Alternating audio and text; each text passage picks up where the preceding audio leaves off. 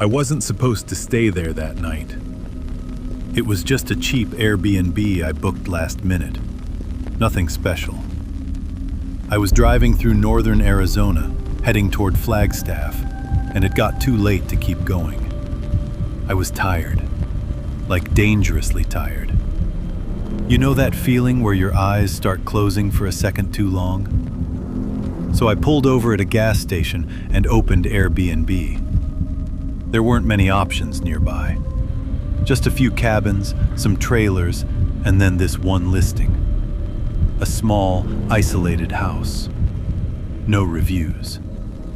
That should have been my first red flag. But the pictures looked normal. A single-story place. Clean kitchen. A bed. Bathroom. Nothing weird. The price was low, and honestly, I didn't care. I just needed sleep. I booked it. The host didn't say much. Just sent an automated message with the address and a code for a lockbox. About 25 minutes later, I was turning off the main highway onto this narrow dirt road. No streetlights.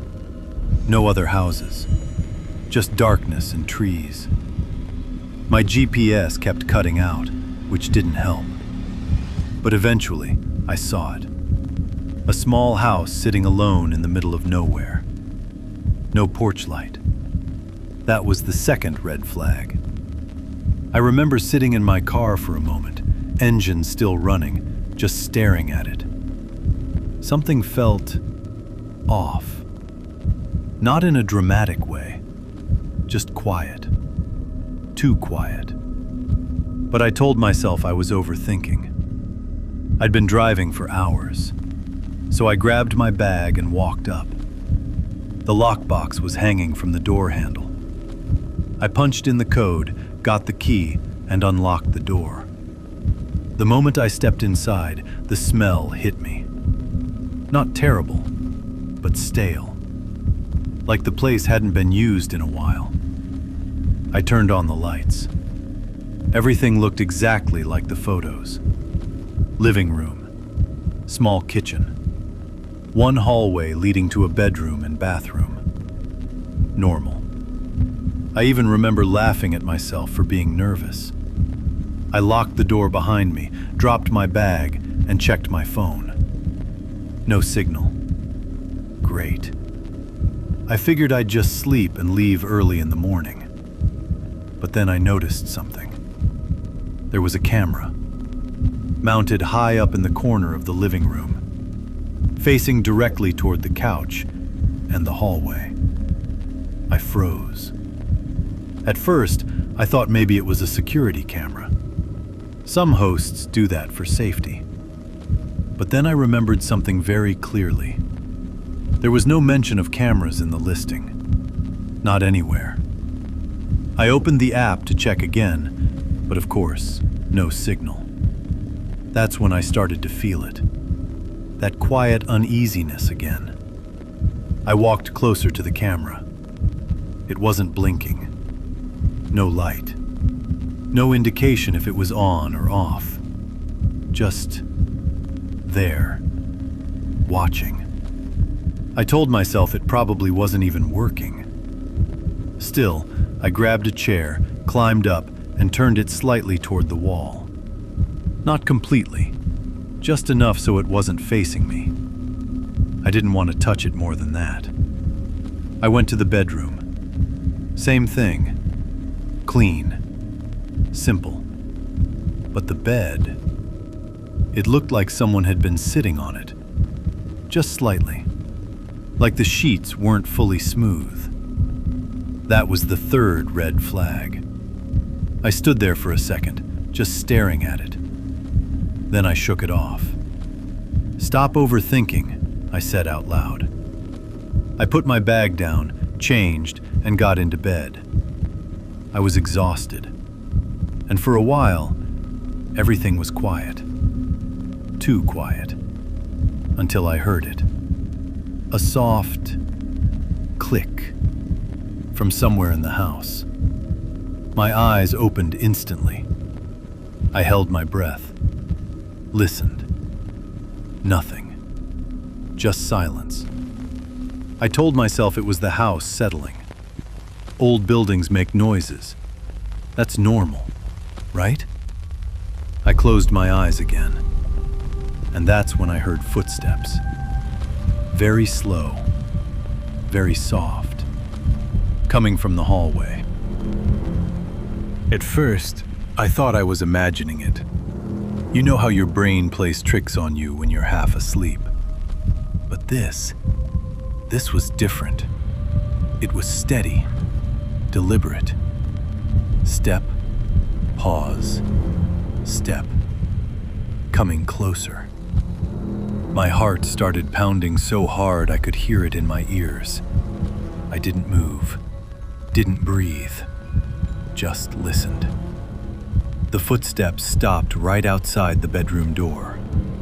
There was a long silence, and then the handle moved, just slightly, like someone was testing it. But I had locked it earlier. I was sure of it. I slowly reached for my phone. No signal. Of course. The handle stopped moving. Another pause. Then I heard something that I still can't explain. A soft whisper, right on the other side of the door. I couldn't make out the words, but it sounded like, "I know you're in there." Every part of my body went cold. I wanted to move, to run, to scream, but I was frozen, completely frozen. After a few seconds, I heard footsteps again, moving away from the door, back down the hallway. Then silence. I stayed like that for what felt like hours, just staring at the door, waiting, listening. Eventually, I forced myself to get up. I needed to see what was going on. I grabbed the only thing I could find, a metal lamp from the bedside table, held it like a weapon, slowly walked toward the door. My hand was shaking so badly I could barely unlock it. I opened the door.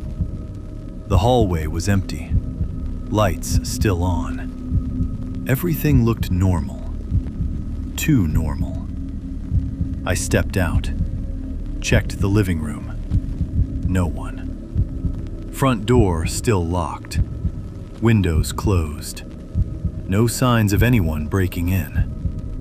I even checked behind the couch. Nothing.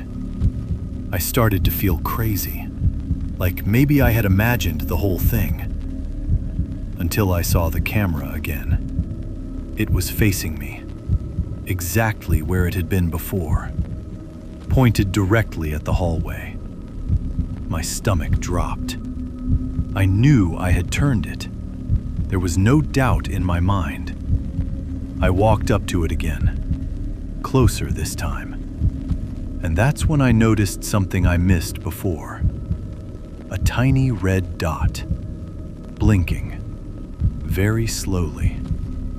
It was on, and it had been watching me the entire time. I felt sick. I backed away. That's when I heard it again. But this time, it wasn't footsteps. It was a door, somewhere inside the house, opening. A door I hadn't seen before. I stood there, trying to remember. Every room, every corner. There was no other door. Just the bedroom, bathroom, front door. That was it. But I heard it clearly. A slow creak from inside the walls or behind them. I followed the sound, step by step, back into the hallway. There was a small section of wall near the bathroom. Plain, nothing special. But now, there was a gap, barely visible, like a panel had shifted. My chest tightened.